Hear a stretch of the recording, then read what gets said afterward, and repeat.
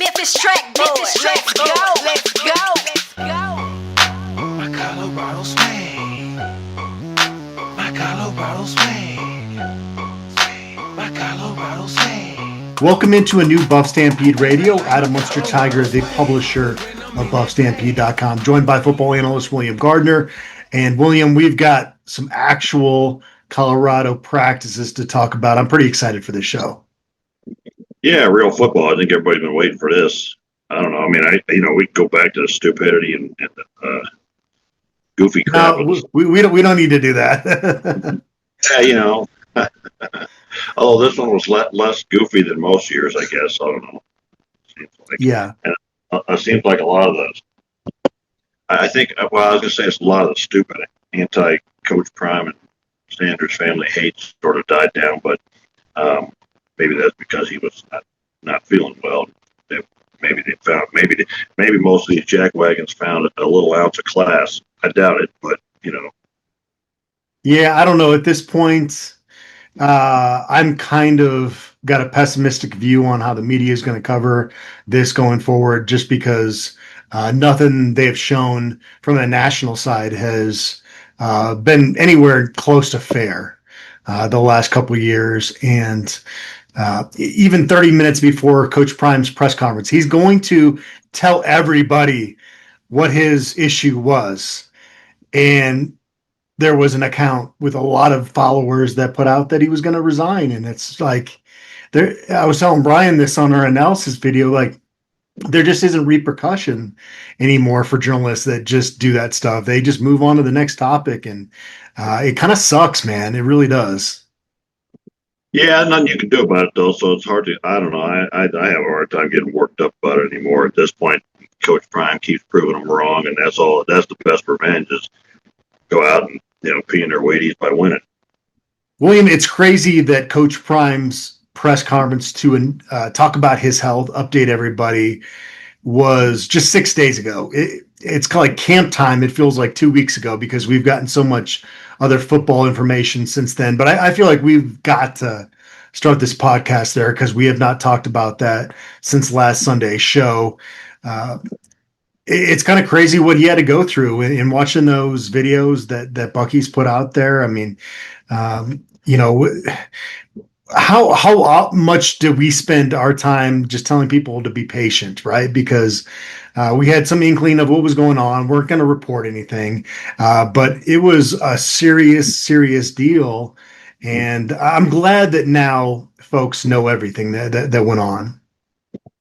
Yeah, and I think you knew and I knew what the most basic part of it, that it was stomach cancer quite a while ago, and not our place to say anything. We didn't have any specifics. There wasn't much to say anyway, and I guess, I don't know, people get impatient because they want to know what the heck is going on, and that's just human nature, I suppose. But the stupidity of some of this national stuff or these websites or whatever, they just make stuff up and throw it out there, like that he's going to resign or like everybody thought it was the foot or something like that. But, I don't know. It's, to me, I love the way it played out, and I don't give a damn how it affected recruiting or any of that other stuff. First and foremost, to me, Deion Sanders is a human being, man. And I'm glad it worked out. But here's the thing about all these dumb assholes that can't figure out what the heck is going to go on with CU football. We're going to win, man, because, they just don't seem to grasp. This dude just kicked cancer's ass. You think he's afraid of the stinking Big 12? Get the hell out of here, man. We're going to steamroll these bunch of clowns because we got a guy. He don't know how to lose, man. He don't know how to fail. So I don't know. All these idiots can make up all the junk they want, and I like, Coach Prime coming out in practice whenever it was and saying to recruits, don't believe all the lies you hear. And at the end of the day, sometimes you just got to take a deep breath and wait for things to play out. Yeah, that is true. Like the initial rumors that were kind of going behind the scenes were stomach cancer. I did find out that it was indeed bladder cancer, and that was one of those stories, William, that it was like, you could put a gun in my head. This is somebody else's health. You're going to be the one that's going to let everybody know that what's going on with you. And they've done such a great job of rolling out these videos, really showing everything that went on. It just in 2025, man, like people just cannot wait for anything anymore. I'm guilty of it too sometimes, right? Like you get in like a fast food line and you're hungry and you get mad, and it's like maybe things need to be put in perspective from just a patient standpoint at times here in our current era of life. Well, I think, people are used to seeing 10, 15 videos of it come out every day about every single thing, and most of them are wrong. So the information that you rush to get usually isn't correct anyway. So what's the point? Things will all work themselves out one way or the other. I don't know. I mean, I don't know what it'll take. We still got jackwagons on our site predicting 5 and 6 wins. I don't know. The stupidity of the CU fan I just don't grasp it. They just don't seem to. It's not the same. I don't know. It's crazy. I think CU fans are pretty optimistic. I think it's more the national side, right? That doesn't feel like Colorado's going to be able to exceed that 6-6 mark. That I feel like that's where the national media is landing, of saying if you just go to a bowl game this year, it's a success. And I was telling Uncle Neely the other day, I was like, there's too much talent on this team for that to be the expectation. Yeah, well, I think it's a lot of CU fans too. I spoke to somebody at work the other day who was like, "Oh, well, golly gee, I don't know, man." And that's, it's like that they're still stuck on the last 20 years of Colorado football, I guess. And you see it on the board with people going, "Well, I'm not going to predict any more than 5 or 6 wins." Well, whatever, be you, man. Dig yourself in. I don't know what to tell you. If you can't see the talent on this team and that this is a 9 or 10 win team, there's no point listening to this podcast, because ain't nothing I can show you that because you just got your eyes closed. Well, I mean, I'll throw this in there, William, and get you to react. There was this scorned feeling that Colorado fans had after 2022 that was like, and so many people I've talked to, they were like, this was going to be it until Coach Prime arrived, and then he rejuvenated their interest in Colorado football. I mean, this program wasn't going to be dead, because you can't say if they hired somebody else that they wouldn't have had success, but it wasn't going to have success anytime soon following 2022. Coach Prime was one of a couple people on this planet that could get Colorado to win 9 games in a second year following what we saw that season. But it's one of those things that the expectations are maybe limited because people just don't want to set themselves up for disappointment. I feel like Colorado fans are less scorned, and the rehabilitation process has been pretty good the last couple of years of people getting excited again. But even you said you won't believe that Colorado is going to have a successful offensive line until you see it. Like there is kind of that part of deleting the past too, right?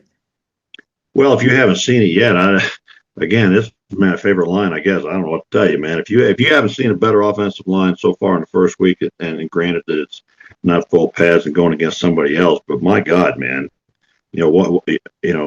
I guess that some people will have to see. Well, let me start out by saying that the average guy out there watching this or posted on the board doesn't know the first damn thing about an offensive line. They wouldn't know a good offensive line if it ran over them. So I'm going to take their particular piece of trash input and set it to the side. A lot of the offensive lines of the last few years were not nearly as bad as what people thought they were. It's a lot more complex than that on an offense. Any dumb asshole that says this offensive line, this offense didn't work because of the offensive line is an idiot. There's far more to it than that. And yet we still, won 9 games last year. We'll have a better offensive line this year. We'll have a better defensive line this year. So, and we haven't even got into talking about some of the dudes that are going to be All-America candidates on this team yet.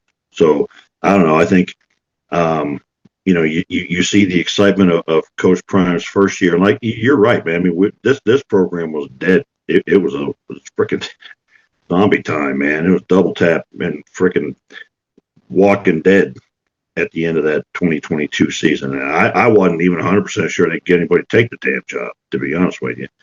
And there isn't anybody outside. Only two names I come up with who could have done this are Coach Prime and maybe Nick Saban. I don't know if Nick Saban could have done it. I know that piece of crap up in Oregon couldn't have done it. He got handed a Mercedes, that jackwagon.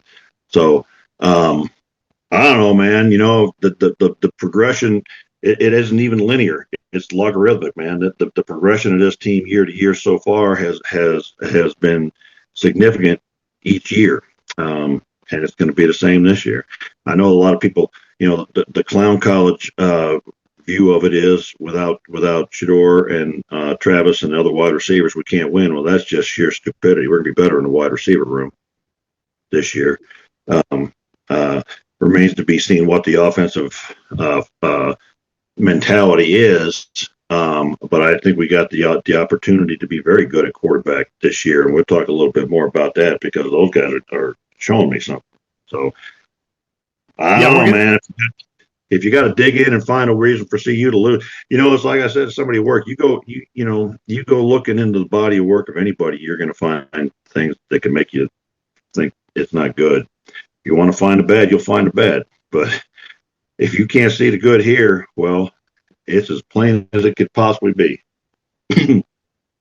Before we get into a lot of our thoughts and recap the first week of preseason camp, and also talk about Ben Gula, who joined the Herd as a new commit in the 2026 class on Friday evening, we should circle back to Coach Prime and just his health update a little bit, because it's pretty remarkable modern science, and you got robotics in there, you got intestines, your own intestines creating a new bladder. I mean, thank goodness it all worked out. I mean, that's some wild medical stuff that went on there. Well, I say this all the time, in my day job. You talk about the murder rate, and it's remarkable even in Denver, which is not a big city by any means compared to like a Chicago or New York or an LA. There are a lot of shootings, okay? And there are a lot more shootings and stabbings than there are murders, because those doctors at DHMC and University Hospital, man, if they roll you in there with a pulse, those dudes will save you. I mean, it's miraculous. Doctors got their own ego issues, but I bow down to some of those dudes because, my God, if you need someone to save your backside, those doctors can do it. I think it's just remarkable and fantastic what they're able to do. I think, I don't know how much it plays into it, the Coach Prime's mentality and his positivity and whatever. But, the other thing that I've heard several people say, and I think has some credibility, is, it's very likely that him coming to Colorado saved his life, because he works in a building that has one of the foremost medical facilities in the country, in the Championship Center, and they work regularly with doctors. And the fact that he had those vascular issues and was getting those regular scans is why they caught the cancer. I don't know if they have medical school or medical facilities at Jackson State. I don't know what they got there, but I know that he's working with the best doctors in the country here, and thank God. In a relationship he developed at Jackson State with Lauren, the assistant athletic trainer. I mean, you watch Bucky's videos about, she is such a selfless individual, and she has done such a great job with Colorado's team. She's one of the more beloved people in that program. Yeah, and I was struck by, I think it was something she said, or maybe the doctor said that there were days when Coach Prime didn't want anybody in there working with him, for his rehab and everything, because, I'm sure it was emotional and tough, and that surgery's got to be pretty insane and what have you. And one of them said, "We love you too much to let you do that. We're going to be there and help you every day." And you can't pay enough for people like that in your life. Yeah. So the team got to get into a fun activity after Coach Prime's press conference on Monday. They went to a local Boulder pool. It made me wish that I was young again. You had Ben Finiseth doing forward dives into these long slides and guys doing backflips into the water. I'm just glad nobody got hurt out of that deal. But it's good for those guys to let off a little steam getting into camp. And really, the weather in Boulder, in Colorado in general, has been just amazing the last week, hasn't it? It's been perfect August weather so far. Yeah, nice and cool. I mean, there was one really humid day, but I'd like to see 340 pounds of Larry Johnson and like Chris, doing belly flops. Most of the water of the pool is coming out if they try to cannonball in there. Yeah, right? Yeah, holy cow.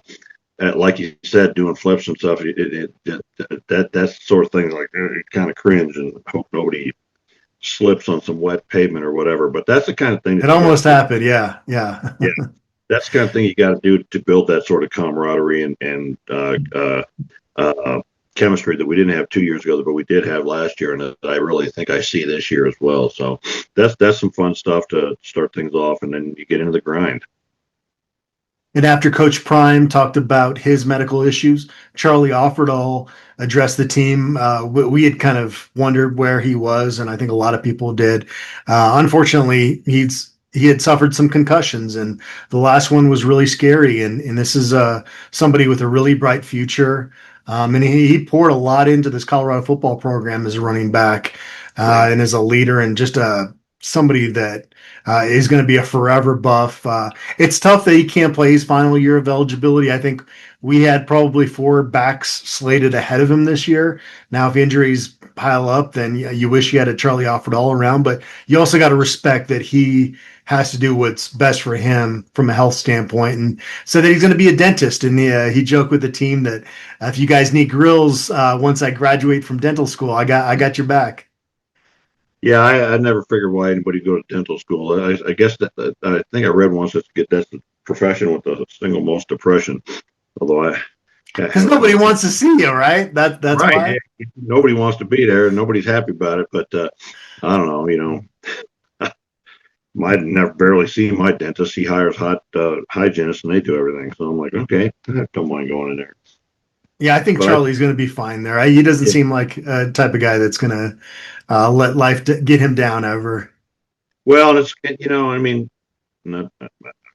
not trying to make a bad pun here, but it's really a no-brainer to walk away from the game at the point that you start having multiple concussions. I mean, it's just I don't care if you're gonna even if you get a shot at being a first-round NFL draft pick, man.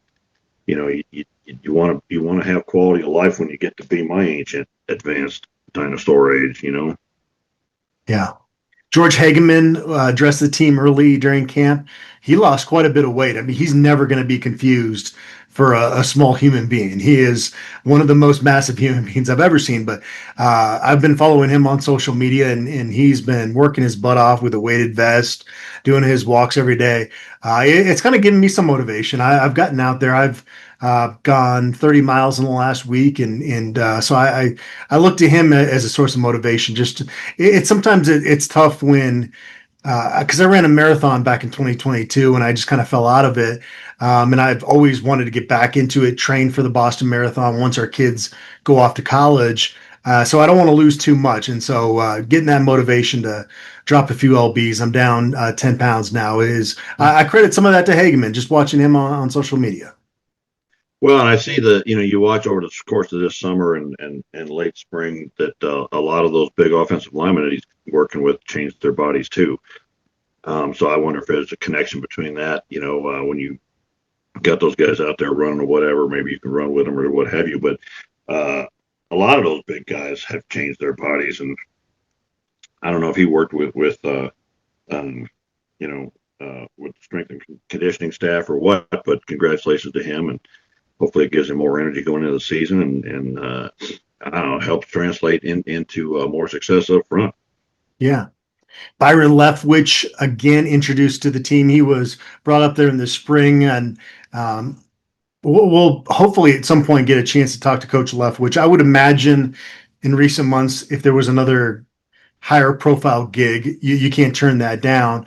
But being able to come to Colorado in a very highly visible situation, I think is a good place for him to be, to kind of get back on the radar as a coach. And, he won a Super Bowl as a backup quarterback. He was the OC for Tom Brady's Super Bowl in Tampa Bay.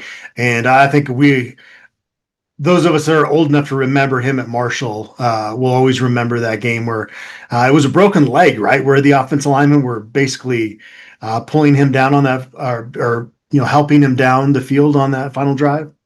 Do you remember that game? Yeah, I do.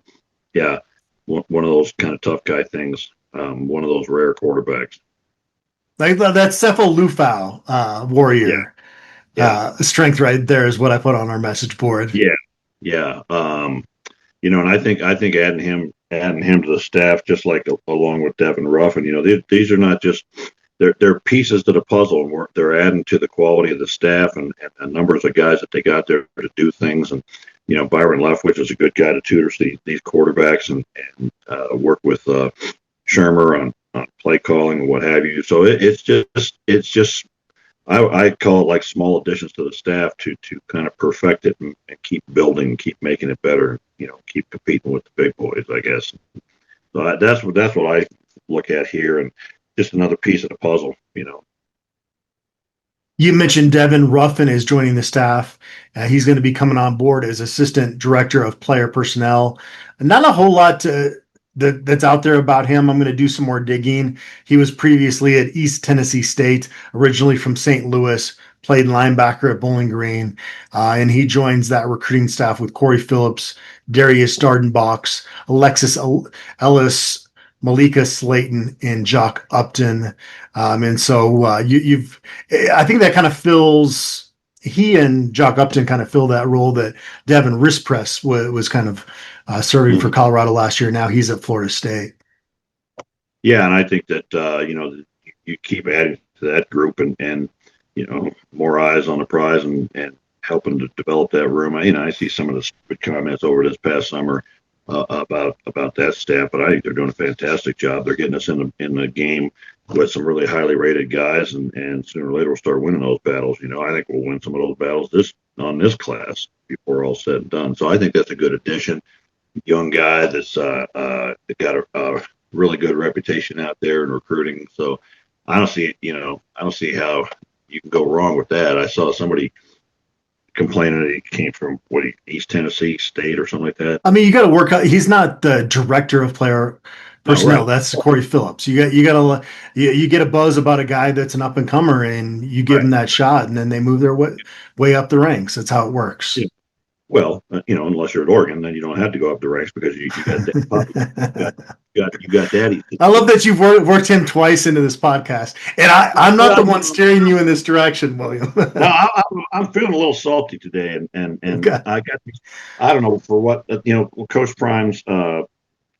He talked about there's not respect for the game anymore, and it turned into a video that's got that stupid speech of that candy ass wimp inside of his locker room, hiding from everybody, talking trash about Deion Sanders when he then came out on the field, didn't have the guts to say anything to his face, and it keeps popping up on my screen. It kind of annoys me. It's such a punchable face, and if I punch it there, I break my screen. So everybody gets to hear. Save it for the podcast. I think we enjoy it. It's always a good time. You can't get those things off. I don't know. So anyway, but I just think it's like all these fools that talked about Coach Prime didn't pay his dues, didn't work his way up through the ranks or whatever. We go back to that kind of junk, and he started out at youth football. How do you not say that he worked his way up the ranks?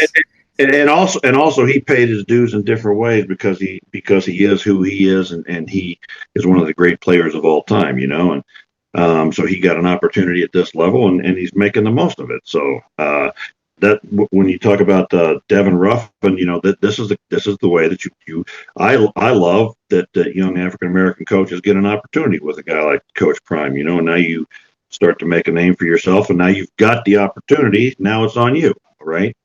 Now it's whether you do the job or not. So I think it's great. I think it's a good addition to our staff and a good opportunity for him. And so I don't know, no downside to it that I can see.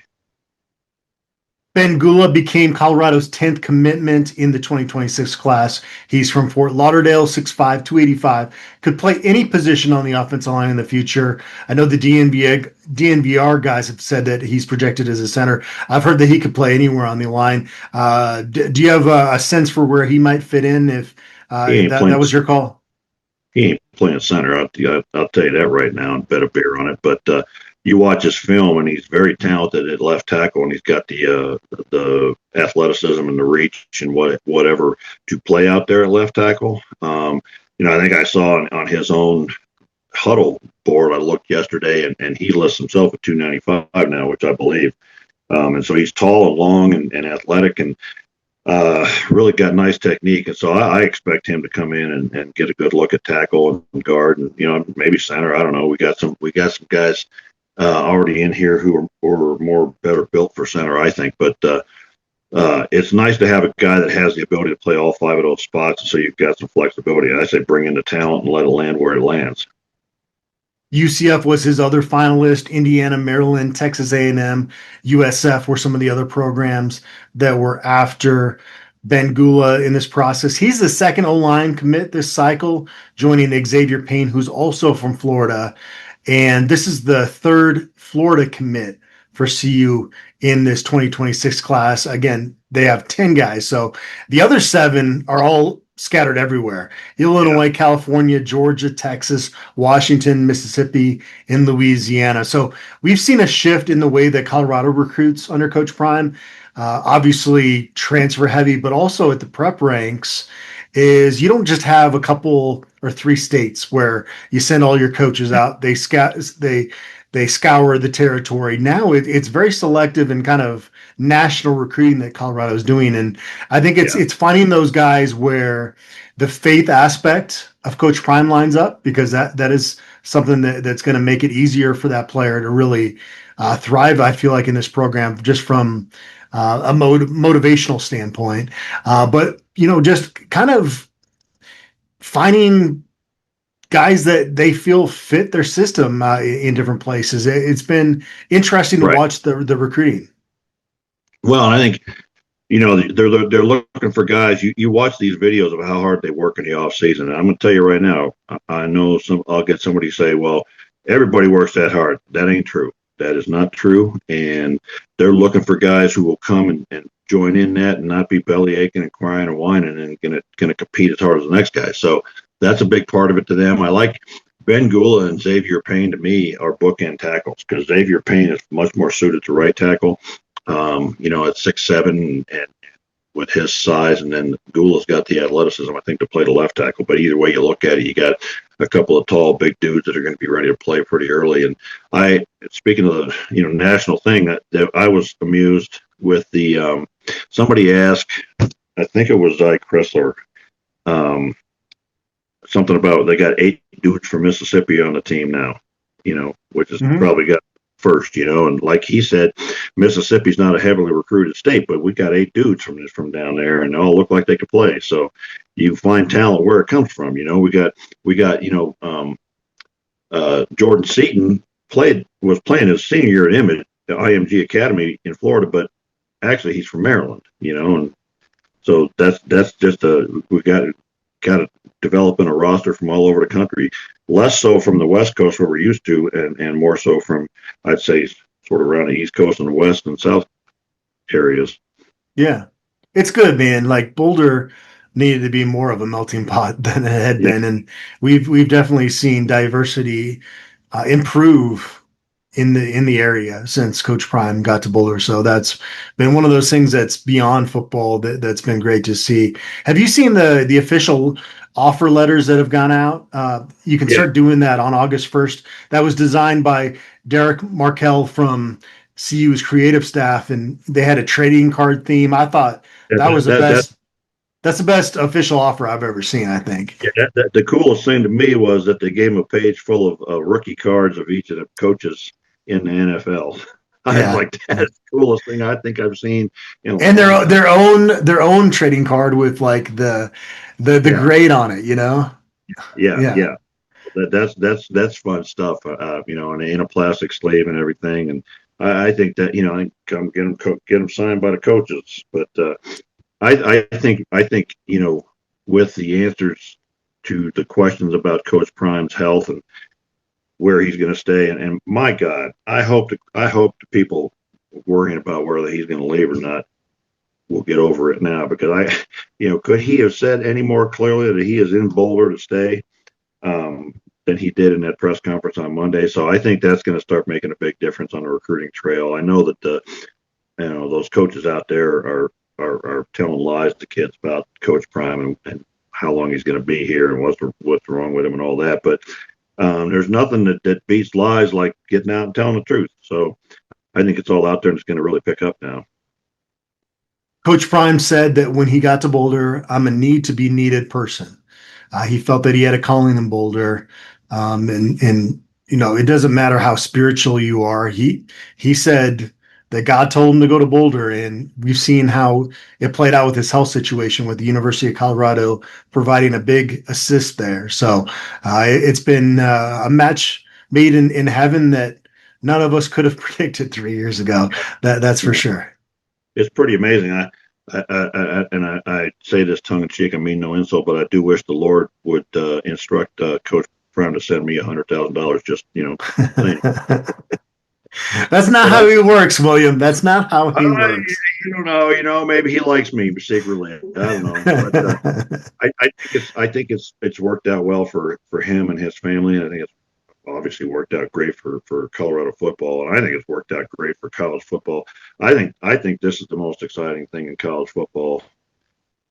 I don't know, decades maybe.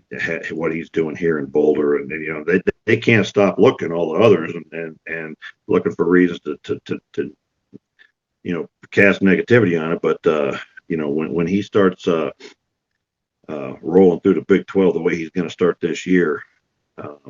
You know, it's going to be good for the game, and it's certainly good for the players he's brought here. You know, you see if you're paying any kind of attention at all, you see how much attention he pays to their lives, not just as football players, but as human beings and their futures and what have you. And listen to the things he says on the practice field and such. And you know, it's clearly I don't know why any player would not want to play for this guy, or any parent would not want their kid to play for this guy, because he says and does all the right things. Today's episode is brought to us by Macaulay Capital Fractional CFO Services. Is your business looking for financial guidance and support, but not yet big enough to hire a full-time CFO? Well, we have a solution for you. Hiring a fractional CFO who can work with your business on a part-time basis. You get the benefit of having a seasoned financial expert on your team without the commitment or expense of a full-time hire. And here's the best part. It's likely that a partnership with Macaulay Capital will be a win-win situation, meaning that your business will make more money from the guidance of a fractional CFO than the total cost of partnering with us. For more information or to set up a meeting, please visit MacaulayCapital.com. That's MCCAULEY Capital.com. William, everybody that listens to our podcast knows that we love the Hungry Toad. They've been bringing a taste of England to Boulder since 1991. At the Hungry Toad, they serve up hearty homemade fare from their scratch kitchen, paired with a brilliant selection of British beers. They're the perfect spot for friends and family to gather, relax, and enjoy the warm, welcoming atmosphere. If you're mad for football, so are they. Whether it's the American gridiron or European footy, they proudly support CU football and CU women's soccer. The Hungry Toad, Boulder's local pub that's not on Pearl Street. Head to 2543 Broadway in Boulder.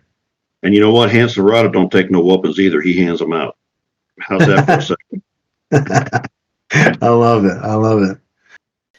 During the first week of preseason camp, after Coach Prime's health update press conference, we had a chance to talk to both coordinators, Robert Livingston, Pat Shermer, and then we also talked to two players on both sides of the ball. On offense, Draylen Miller and Zy Chrysler, and then we talked to defensively DJ McKinney and Carter Stoutmeyer. I don't know if you got a chance to watch those interviews, William, if so, was there anything that stood out to you about anything they said?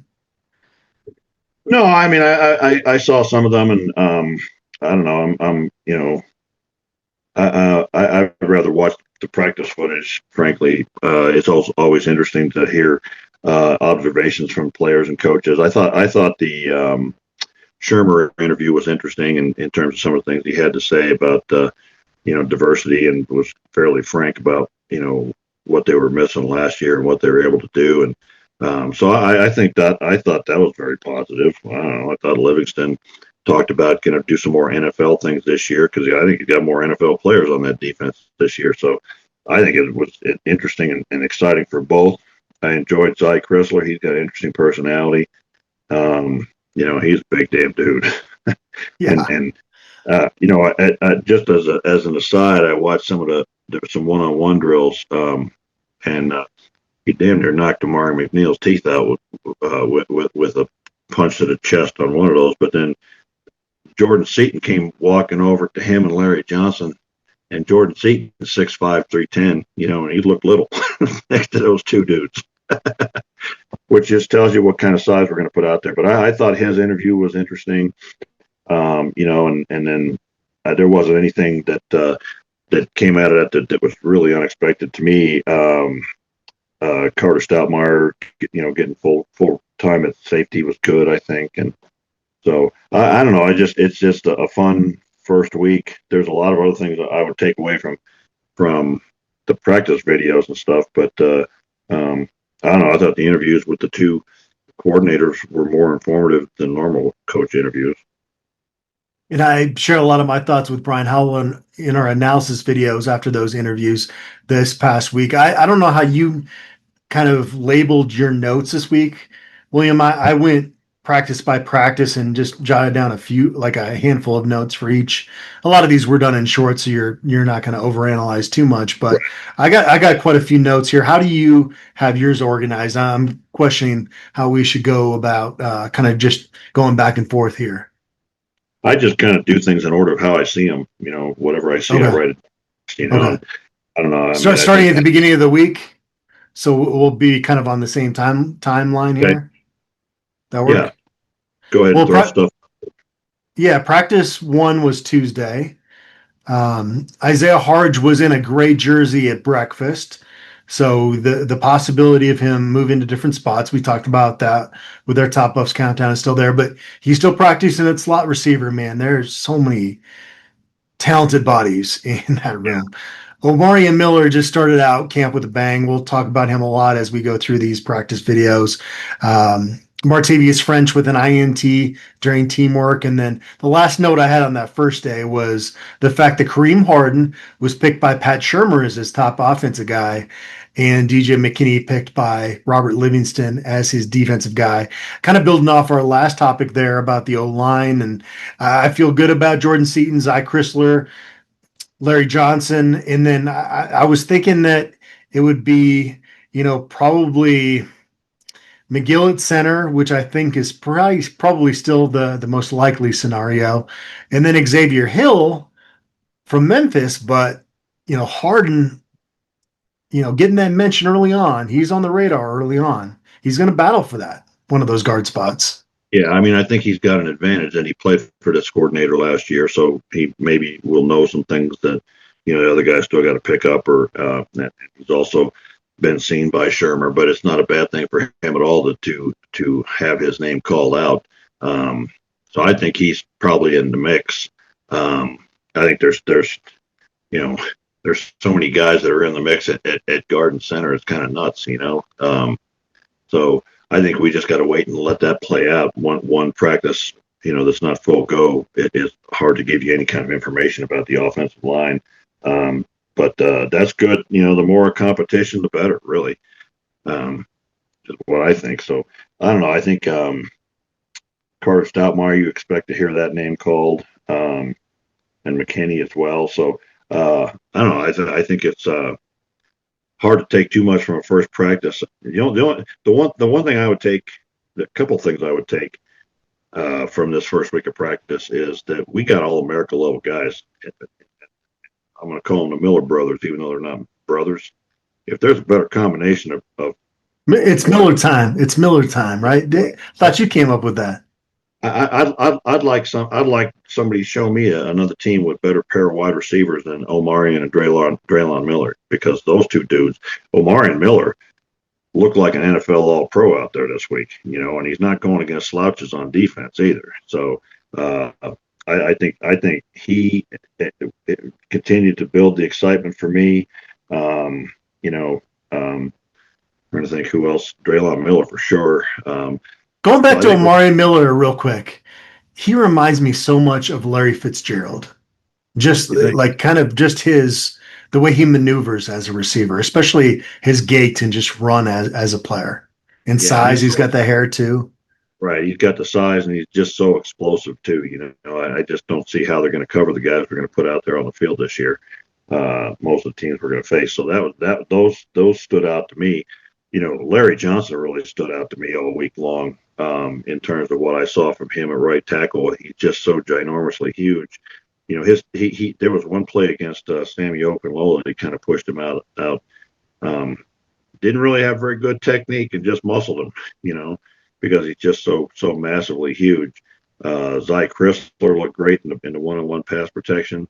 This is the first time that I can remember watching those one-on-one pass protection drills where the offensive line actually looked better one day than the defensive line. And they're not going against slouches either. So there's a lot to go in there.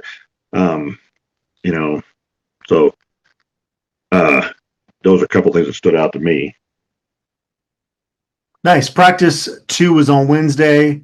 If you saw what Coach Prime wore in his team meeting that day, I'm going to tell you, William, that's the outfit I would wear literally every day if I could pull it off. But as a white boy, I can't pull off the gold chain the way that he did with that outfit. But it looked very comfortable. That I was like, man, that's a fashion I could go for right there. The accountability is on point under Coach Prime, and that was something that really stood out during that meeting. It's so good to have him back in Boulder of just being kind of this alpha male that guys really want to follow. Omarion Miller flashed again on day 2. Right. Julian Lewis looked great on those 7-on settings. It's going to be the 11-ons that are going to be the challenge. The fact that he can come in and just be a surgeon with 7-ons though is a really good sign because he's got that part of it down. London Merritt turned a pass breakup into an interception on Ryan Staub. Impressive grab by. Yeah, go ahead. Yeah, we got to, I love what we saw from Juju the first week, but, until there's the chaos in front of him of offensive and defensive line and shifting linebackers or whatever, Art Walker and any of those guys bearing down in his face, and he can still have that poise. That's what I got to see. Yeah, no, that's a good point. And I am thinking, though, William, that we're going to see both quarterbacks on August 29th. Are you getting that feeling? I think you have to. I think you got to give this guy playing time in the modern era. You got to give him playing time just to keep him around, but also, you got to develop him. You got to give him playing for time next year. Yeah. So I think we'll see both of them play, and it'd be interesting to see what Shermer does with each one of them. I thought it was also interesting. We always got to make this mention, but I thought it was interesting to me that Shermer said very explicitly that he would feel comfortable playing Staub too. That he's got that sort of grasp of the offense and is a good enough player that if you had to put him in there, that he would feel comfortable doing that. So he said I thought he was very interesting that he felt he was 3 deep, even though Staub's not getting a lot of practice time with the ones, or if any. Well, you just got one comment for this video, at least based on that there. I agree. And it was really cool that Pat Shermer shared that Ryan came to him and said, look, I love it here. I'm learning something new every day. And I just want to keep rolling with this. And as Pat Shermer said, that just is so rare nowadays. I think back to a few years back when Tristan Da Silva had Duke coming after him for basketball, coming after him, coming after him, coming after him. They just kept raising the NIL price, and he had this loyalty factor, and he came back. But I remember telling folks, it's like that's really rare. You can't expect most guys to do that, and so I don't think most guys in Ryan Staub's shoes would have done what he did, and so. From that standpoint alone, I'm really rooting for him to have some success, and that's not necessarily as injuries taking place, but just any way that he can really enjoy this ride that he has at Colorado. Yeah, and I think that that's a smart coach that realizes you got to get guys developed beyond just 1 and 2 because injuries can happen, anything can happen, and so you get guys ready to go, and that's a rare sort of a commodity to have as a guy third string who's going to work hard and try hard and just loves being there. And so going back to some of these practice notes, Zach Adkins seemed to have some nice catches this week. Again, we don't see the other side of it. We don't see when a guy maybe drops a pass unless it's a great play by the defender. So you're kind of you got to take some of this with a grain of salt, but you got to still feel good about Zach Adkins coming back into the mix. He had dealt with an illness during spring ball and was somebody that really busted his butt when he got in the weight room in January. And so for him to be back and healthy, I think is good for that tight ends room. Did you see Coach Prime's new cowboy hat that he's going to be selling? The man is a marketing genius. Well, yeah, what the heck, if you got the media, might as well put something out there for people to buy it. But yeah, I saw that. With Atkins, I thought it was, it at the very least it'll show you that that tight end is going to be part of the offense this year, I think. Yeah, Lindale White stopped by practice, former USC running back, NFL running back as well, obviously from Colorado initially. One of those guys Colorado missed out on back in the day, and so I know he's not a huge. The CU fans are not a huge fan of his because he never really gave the Buffs much credit, but you just see Coach Prime's influence bringing in a lot of different people into this program. And practice 3, did you have anything else from practice 2? I don't know where you're going at with your notes. I've got a few more things for each day. Yeah, nice play by London Merritt in there, I guess, and yeah, Omarion Miller was just dominant. I don't know. I think people are trying to see who the first team is, but I'm not sure it matters in the first couple of days anyway. I thought that whenever that first padded practice was, I loved the intensity on the lines and the chippiness and going after each other, which demonstrates the level of competition that they have here. And everybody knows they're playing for a job, and nobody's getting handed anything, which I love. Finally this year we have that kind of depth that it's not an obvious thing. Seeing French get that interception, it'd be nice to see those inside linebackers really start to solidify that position. But I don't know that we'll really know what that's about even until game time. Probably not going to do live tackle to the ground. Reginald Hughes, I was told by a source, looked really good this week as well. So some early positive returns on that linebackers room. That we have some questions about just because we haven't seen them a whole lot, right? I mean, it's not that we don't believe in Hughes or French. It just is they're new guys. Right, and there's guys with talent out there, and they got to come to a new level and show that they can play the way Nakai Hill-Green did last year. So there's some things to work with, and now we just got to see if they step it up to that next level, because we're not, we're not looking for just, gee, that's okay, good play, that'll get us to a bowl game. I don't give a damn about a bowl game, man. I'm looking for 9 or 10. I care about a bowl game, but yeah, I don't because going 6-6 and getting to a bowl game to me would be a tremendously disappointing season given the talent we have. Yeah, if that's the baseline, yeah, I don't disagree with you. Yeah, but I think you still got to win 6 games, and this is going to be a competitive conference, and they're going to do it. They're going to do it. Well, but it's not going to be a cakewalk, I don't know, man. I don't see anything in this conference that makes me shake in my shoes. There's not anybody in this conference that we look at like we used to look at 2 or 3 teams in the Pac-12, and didn't really have much expectation to win. There isn't anybody in this conference that's unbeatable or a juggernaut. Frankly, we got better talent than almost every team out there. So I think we have a chance to win every game. I'm not saying we will win every game, but I don't think it's going to be as hard as people want to make it out to be dominant in this conference, because I don't think it's that great of a conference.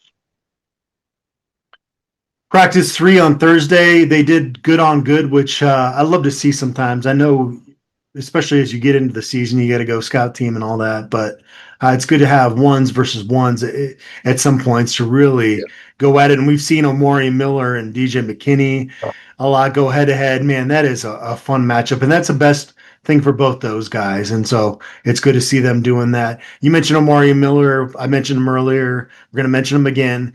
Julian Lewis threw an absolute dime to Omarion Miller deep. I mean, that was the most impressive throw of week 1 of camp. Yeah, and I think if those guys start to get some chemistry, that's going to be an amazing thing, and hopefully we see that from Salter as well. But the vast number of riches at wide receiver, I think Hakeem Williams had a big catch or a good day in there as well. So there's just so much talent in that wide receiver room that anybody talking that line of business that without the receivers that we had last year, we're gonna go downhill. That's what good teams do, man. You lose guys to the NFL and you replace them with other guys that can go to the NFL. Yeah, I said reload versus rebuild. This is a reload situation. They're going to be one of the best receiving corps in the Big 12, if not the country, if everybody lives up to their potential, because there's so much talent in that room. You mentioned Hakeem Williams. That was day 4. Back to day 3, practice 3. Walker Anderson was working at left tackle. TJ Branch had a pick, freshman safety. And I got to say, Quincy Wiggins looks like he's leaned up quite a bit, doesn't he? Yeah, I noticed that too. He looks like he's lost some baby fat and is really getting out there. He had one play in the one-on-ones that people were raving about with a swim move, but in all honesty, I can't remember who was going against on the offensive line, but his technique was for crap. But that doesn't take away from the fact that Quincy Wiggins had a nice move and made a nice play. So if he continues to play like the way they've been talking about, he is going to be just a huge surprise for this conference. Practice 4 on Friday. Coach Prime's team meeting message was, if you injure a teammate with some foolishness, you're going to be out as long as they are. I've heard coaches kind of allude to that, but I've never heard them just flat out say, if you roll up on somebody, you're going to be their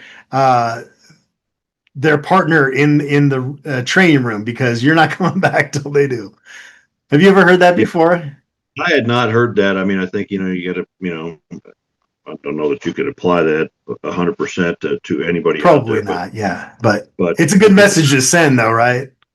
Right. The point is clear, and I think you send it out there, and I don't know, it's an aggressive, violent sport, but you got to control it sometimes and let it loose in games. But that was an interesting message, and I think Coach Prime does a fine job of getting his point across pretty much every time.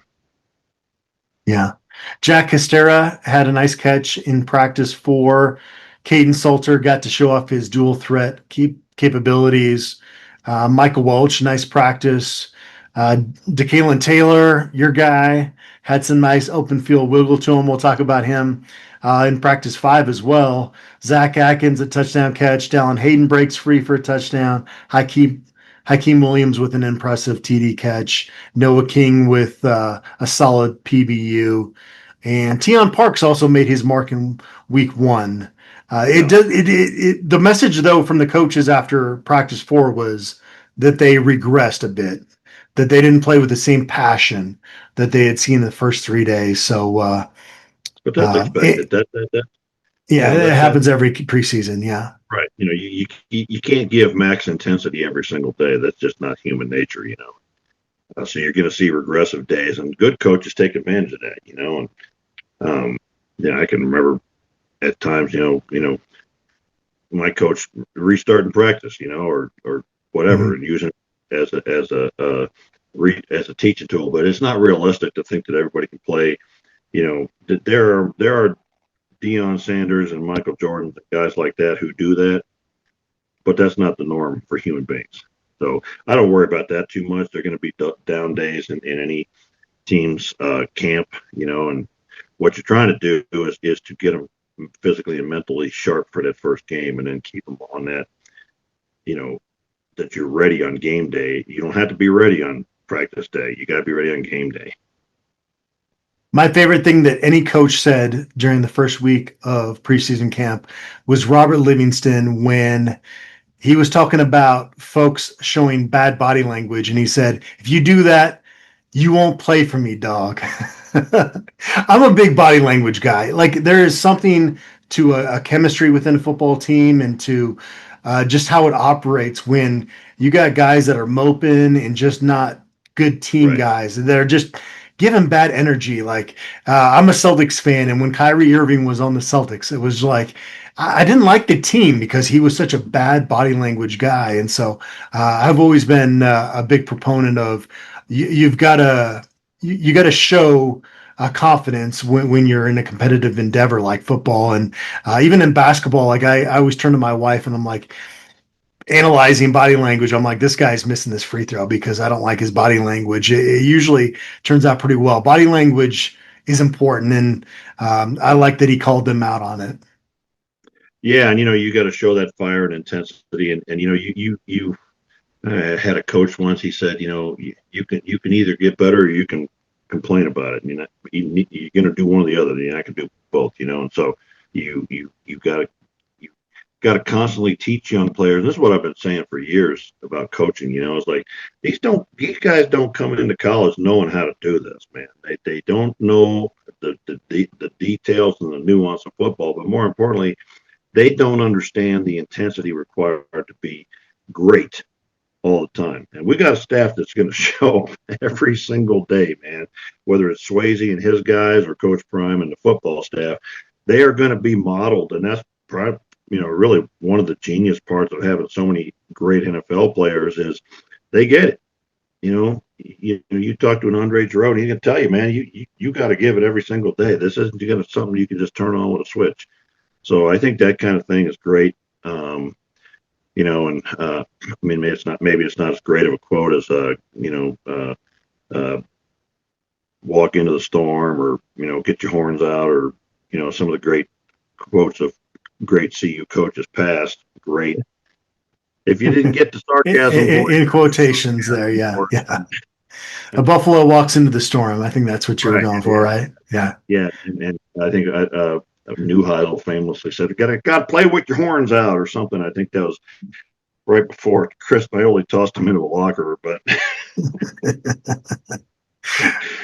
we got to do a show one time just about sad but funny tidbits from Buff history. Oh, I got a lot. I just need to, like, when they pop. The problem is, like, I've gotten some mailbag questions in the past that are like, share the best story about this, and I'm like, it's got to come like just pop in my head, because these stories are kind of like embedded back there. They're there, but they don't come quickly. They just randomly come out sometimes. Yeah, it reminds me of Ron Vanderlyn, who was the defensive line coach when my first year up with the program, and went on to be a very successful coach. But I'm not going to mention this kid's name. I still remember it after all these years. I don't remember what I had for dinner yesterday, but this kid was, highly recruited, came in on defensive line. And I remember the second day of practice, I was one of the last ones off the field, and this kid was crying the blues to Coach Vanderlyn about this and that. I'm not getting to play at time. You don't love me like you said you did. And Coach Vanderlyn looked right in the eye and said, "Son, that was recruiting. This is football."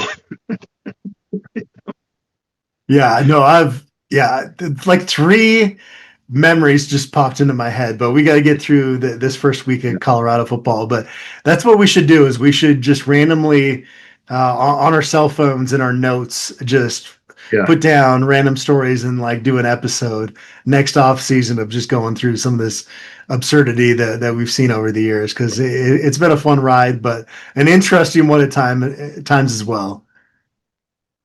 Yeah. All right. And less fun, but we're getting some funny memories out of it. Practice 5 was on Saturday. Great message from Coach Prime about how everybody has something going on. William, you've had stuff going on. I've had stuff going on. Everybody does. Everybody that's listening to this podcast has stuff that's going on. His message though was be where your feet are. It was a great message for, I think, practice 5 of camp. And you got to compartmentalize in this world. This world can really debilitate you if you let it. And I think kind of starting that message with these young men is a good idea because they're all going to go through stuff in their life, and to have kind of those tools at a young age, I think is a good thing. Just to be conscious of like, hey man, like don't judge people the way that you did because you don't know what they're going through. Yeah, and somebody may yell at you, and maybe you think they're an asshole. Maybe they just had, I don't know, maybe they found out their mom died. I don't know, but like, I think one of the lessons of Deion Sanders is, you cannot look at him now and say this guy was handed anything. Man, he had to fight and scratch and claw and came from a tough background, and his mama worked hard, and regardless of what that jackass in Colorado Springs might say or CSU, but. And then everything that's happened to him with his health in the last few years. But you know what? You never see the dude without a smile on his face. You never see him without he's trying to pick somebody up and lift them up, And so you see it an all-time great, and you see sort of some of the struggles he's going through, and he just keeps coming back every day, And I think that's sort of the message is you got to keep coming back at a high level every day, no matter what.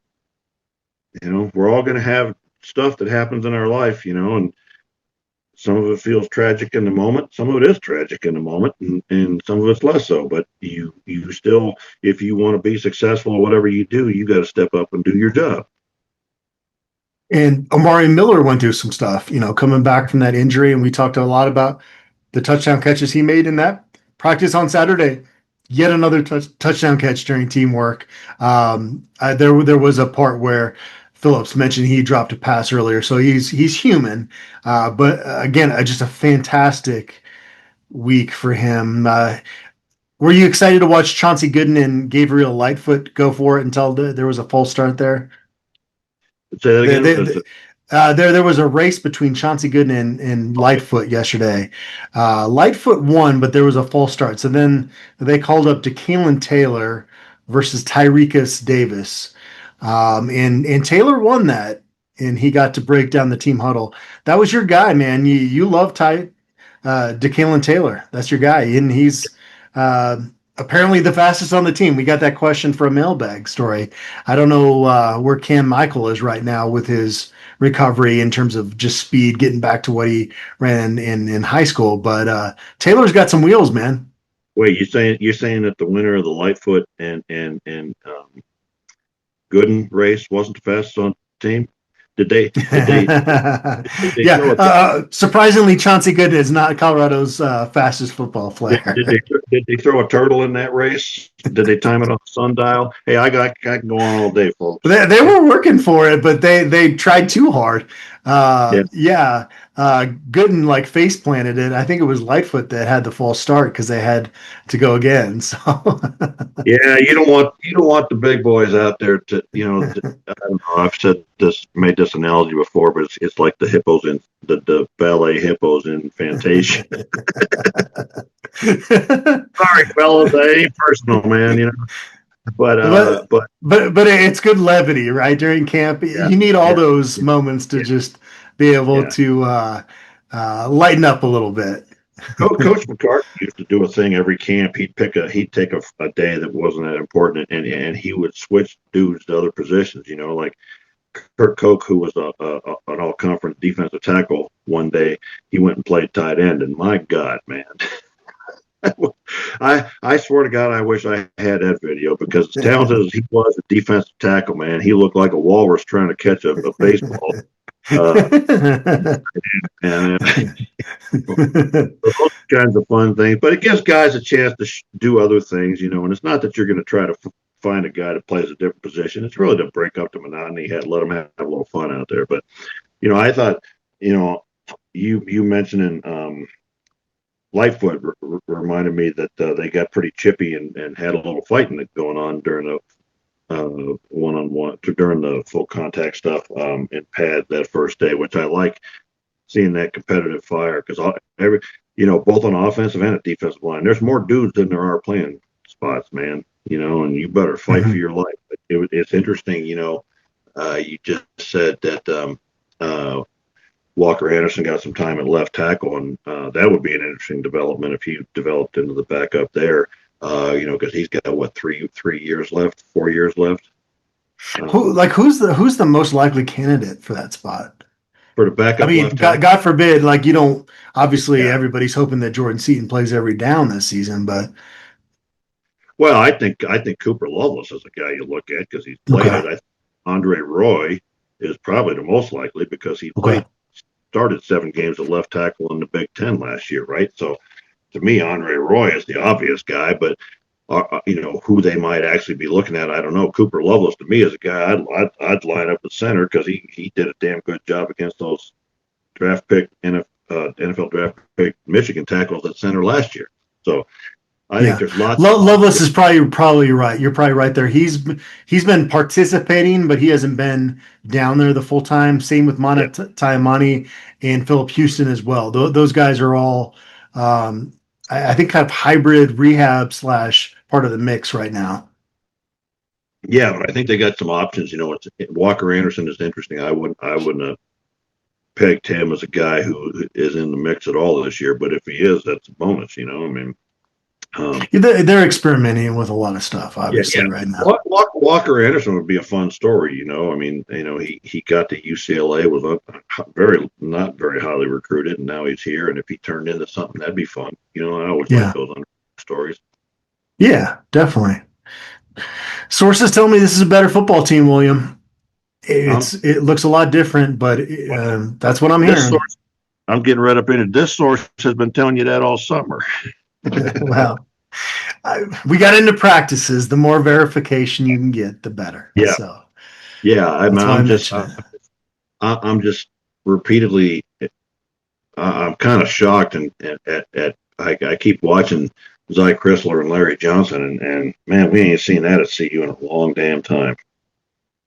That's a couple of guys at 340. That right side of the line could be. Do the math here. 3 and 6 and 680 pounds worth of right guard and right tackle. That'll work. Yeah. Any other last thoughts from week 1 before we close out the podcast? I thought it was a really good opening week. I thought, here's another thought that just occurred to me. I said to somebody else. First, I did see Aki Okunbiyi out there in one-on-one. He looked pretty good. So he's a guy I'm kind of cheering for. I don't, But, somebody said to me, and I think they're right, that after what happened with Coach Prime this summer and the press conference at the beginning of this year, I think a lot of these guys are going to play with their hearts on their sleeves for this guy this year. Yeah, no, I definitely think so. Yeah. Really put it out there and play with their hair on fire, to do something and show something for this head coach, especially all these guys. This is their last shot, because add on to it, this is your last chance to get seen by the NFL. But to have a guy like Deion Sanders give you an opportunity, and then for him to go through what he went through this summer is one of those things that can really galvanize a team and bring them together. So that was one thing I thought during this week that somebody mentioned to me, and I thought that was a really good point. Yeah, and if Colorado goes on to use that as motivation, that's great, because they've kind of had this us against the world mentality. Now they can just kind of have more of that natural motivation of just playing for the skipper, right? Is what they used to say back in the day. But it'll be a huge credit to this coaching staff if and when they have success this fall, because of just keeping this ship going in the right direction and really not having any real drop off. Maybe there was some issues with official visitors not getting a chance to meet the head coach in person, but generally this whole operation has run really smoothly here this offseason. Well, I thought that, that goes back to something Coach Prime said. I think it was on Monday. He said, look, I hire grown men who are professionals, who I trust to do their job. They don't need me here babysit them. They're going to get the job done. And they did. They did a good job. I think if the team plays for Coach Prime, that's got to be something that just sort of develops naturally and organically. I was around for that 1990 team. I was, when Sal died, and that team, that wasn't coach driven. You can't drive that with the coach. Players got to do that. So if that's the thing that drives this team closer, then that's one more reason I think why we should expect this. I was just looking up here and remember something you said earlier in the week about Savell Smalls and Zach Atkins, and then Brady Coppets and Charlie Williams being the backups, which we talked about last week, I think. And I think those two walk-ons are pretty decent players from what I'm seeing so far at that tight end. So just thought I'd drop that in. But I think this is a 9-win team, man. And that's the floor to me. I think the talent up front on both sides of the ball is really, really good. I think there's, some NFL guys on that defensive front and maybe on that offensive front. I think that wide receiver room is better than last year, deeper at any rate, with stars. I think we got some running backs that can get some things done here. And so I'm just super excited about this season. I haven't seen anything yet this week to tamper that one bit. Good stuff, William. They're going to be back to it on Monday. There's going to be media availability for us on Monday. We're recording this on Sunday, so tomorrow for me. And then this coming Friday, it's going to be CU Sports Media Day for the fall sports teams, football. You got cross country, volleyball, and soccer that will be part of that as well. That's going to be on Friday. And then Oliver Hayes has been doing a great job covering the CU men's basketball program. They're finishing up their trip over to Australia right now, and he's had some great content from the road. I know he's got some more interviews in the can. And if you like this podcast and you listen to it through a podcast server, if you wouldn't mind giving us a review and a rating, that helps us get this in front of more people on YouTube. Just subscriptions work really well. William, anything you want to do to close out here? What are your hopes for week 2 with the Colorado Buffaloes? Just keep developing and growing. I think no injuries, and let's just keep doing what Coach Prime. I'm trying to think back to last summer and camp and whatever, and that formula obviously worked. I just want to see him come out against Georgia Tech, who I think people are overrating, and step on their necks and make a statement. And in order to do that, they got to solidify some of these positions. I think next week is critical for a lot of guys because I got my timing right. After that, you got 2 weeks until the first game, right? And so after the first 2 weeks, you got to start solidifying who your starters are and let them start playing together. So this is going to be a critical week for a lot of guys to earn their playing time, because that man, you're either in the top 2 or you're a scout team. So that doesn't mean usually it's about 10 practices left when you start to implement some of the game planning and stuff in there. Right. So I think we'll really start to see this next week. The number one solidify it at all positions. I think we're pretty clear on that at many of them, but that's going to be the thing to watch for this week, is to see who really starts to step up. We kept talking about depth all off season, and it really showed itself during the first fall week of preseason camp. And that's why we went maybe a little bit longer on this podcast. So there were so many guys to talk about. And so hopefully a week from now, we've got even more guys to chat about on this. This was a fun show, William. Always appreciate you. And I appreciate everybody out there for tuning in. Apologies for the salty opening, but not sorry, but not that sorry. You just can't blame me this time, is all. Yeah, I can. Probably will. Fair enough. All right, we'll see you guys.